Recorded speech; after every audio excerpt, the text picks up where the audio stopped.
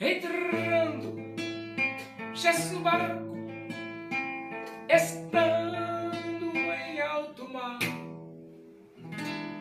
junto com seus discípulos, o evangelho pregar. E uma grande tempestade sobrefreou aquele mar. Seus discípulos, com grande medo, se puseram a clamar: salva-nos,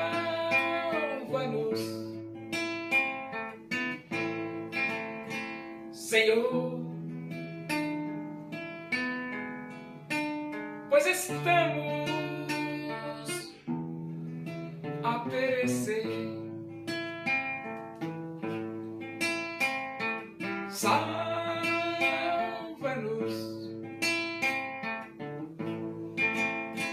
Senhor, pois estamos a perecer.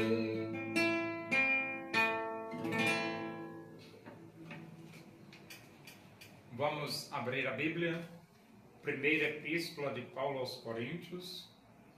Nós vamos para o capítulo 16 e vamos ler do versículo 5 até o versículo 9. Diz assim as Escrituras Sagradas, a palavra de Deus: irei ter convosco por ocasião da minha passagem pela Macedônia, porque devo percorrer a Macedônia. E bem pode ser que convosco me demore, ou mesmo passe o inverno, para que me encaminheis nas viagens que eu tenha de fazer. Porque não quero agora ver-vos apenas de passagem, pois espero permanecer convosco algum tempo, se o Senhor o permitir. Ficarei, porém, em Éfeso até ao Pentecostes, porque uma porta grande e oportuna para o trabalho se me abriu, e há muitos adversários. Então Paulo, ele fazia as suas viagens missionárias. E você pergunta assim, o que é viagem missionária? São viagens que você percorre cidades, países, bairros, continentes, para dizer que só Jesus Cristo salva. Para dizer ao mundo que só Jesus Cristo salva. Isso são viagens missionárias. E Paulo, no versículo 5, ele diz: irei ter convosco por ocasião da minha passagem pela Macedônia. Paulo, então, ele ia passar pela Macedônia. E, aproveitando, ele iria, então, até Corinto. E ele diz, porque devo percorrer a Macedônia. Essa expressão, devo percorrer a Macedônia, é que Paulo precisava pregar o Evangelho na Macedônia. Paulo precisava dizer que só Jesus Cristo salva na Macedônia. E no versículo 6 ele diz, e bem pode ser que convosco me demore, ou mesmo passe o inverno. Então Paulo estava pensando até de passar uma temporadazinha lá em Corinto, demorar um pouco em Corinto. E se fosse possível, até passar o inverno lá na igreja, juntamente com os irmãos de Corinto. E ele diz, para que me encaminheis nas viagens que eu tenha de fazer. Essa expressão, para que me encaminheis, é porque as viagens geralmente têm despesa financeira. E a igreja, ela deve financeiramente cooperar com essas viagens missionárias. Por quê? Porque quem deve patrocinar a pregação do Evangelho é a igreja mesmo. Né? E então, Paulo aguardava que os coríntios o encaminhassem nessas viagens missionárias que ele precisava fazer, até mesmo cooperando financeiramente com as despesas dessas viagens. Toda viagem tem despesa, é lógico. Por que tem despesa? Porque se você ficar parado sem viajar, você tem despesa, porque você come, você bebe, você mora, você gasta luz, você gasta água, você tem despesa, não tem como não ter despesa. E então, a igreja iria ajudar o apóstolo Paulo nessas viagens que ele tinha que fazer.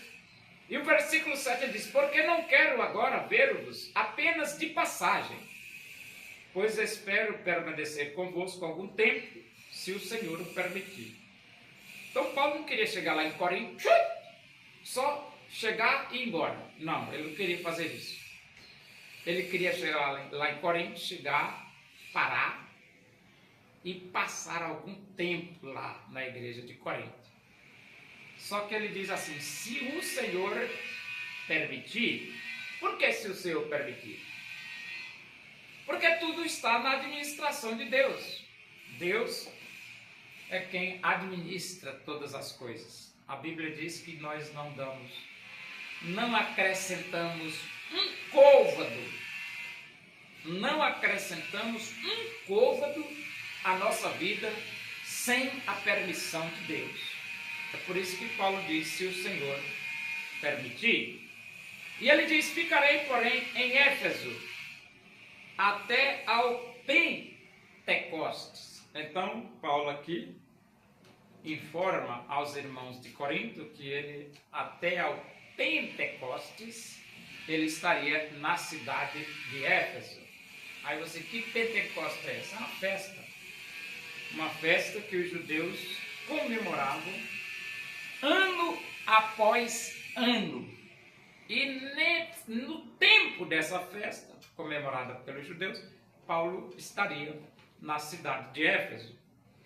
E no versículo 9 ele diz: porque uma porta grande e oportuna para o trabalho se me abriu.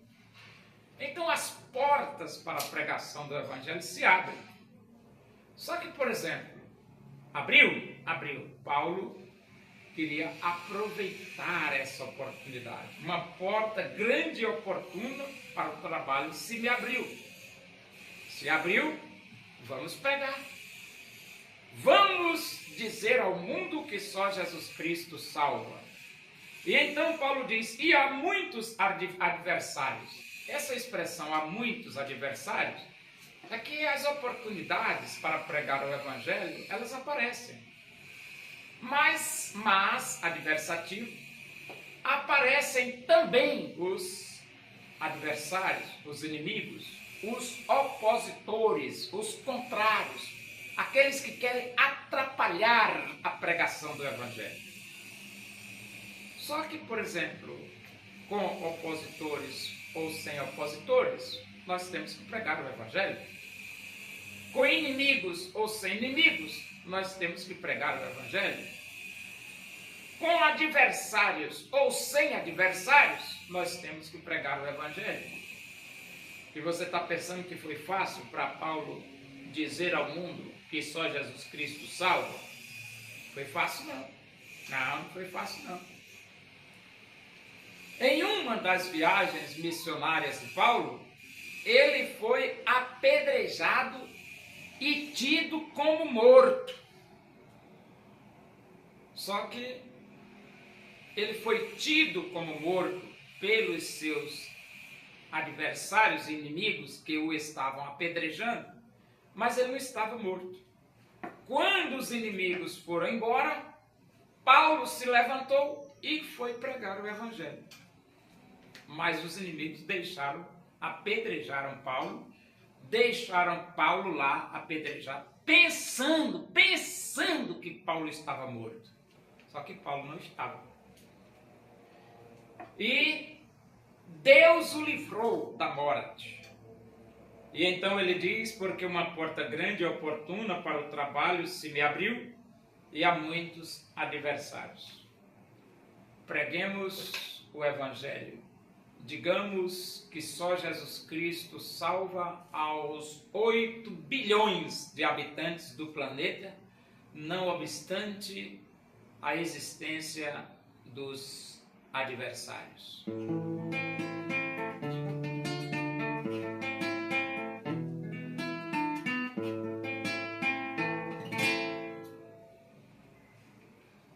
Os povos lamentarão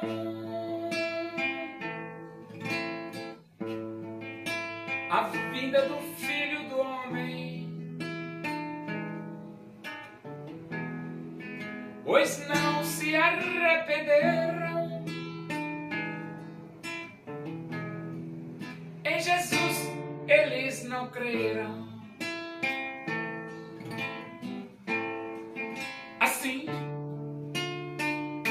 como ele subiu, assim Jesus voltará. Assim afirmar os anjos, assim mesmo se cumprirá. Na volta do Salvador, a igreja se alegrará,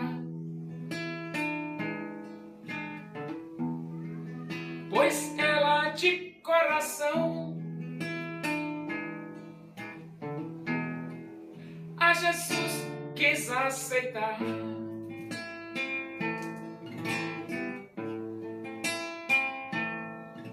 Assim como ele subiu, assim Jesus voltará. Assim afirmar os anjos, assim mesmo se cumprirá.